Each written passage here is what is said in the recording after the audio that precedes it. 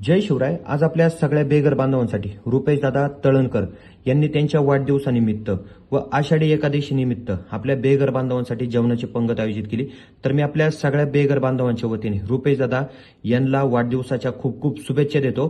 तर आज दादा स्वतः उदगीर जिल्हा लातूर या ठिकाणावरून आपल्या ह्या बेघर बांधवांच्या आश्रमात आले आणि त्यांचाही मानस होता का आपल्या ह्या बेघर बांधवांना आपल्या स्वतःच्या हाताने आज 2 गोड अन्नाचे जेवण ह्या बेघर बांधवांसाठी द्यायचे. तर आज ते स्वतः या ठिकाणी आले आपल्या शिवजन्मभूमीत.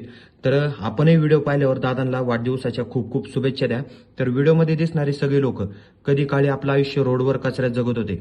ज्यांना आपण कचऱ्यात फेकतो तेव्हा कुठं हे यांच्या नशिबात जातं आणि आज तुम्ही पाहताय का रुपेश दादा त्यांच्या स्वतःच्या हाताने आज ह्या बेघर बांधवांसाठी 2 घास आनंदामध्ये देत आहेत आणि तेही आनंदामध्ये खात आहेत. तर हा आनंद एक वेगळा असतो.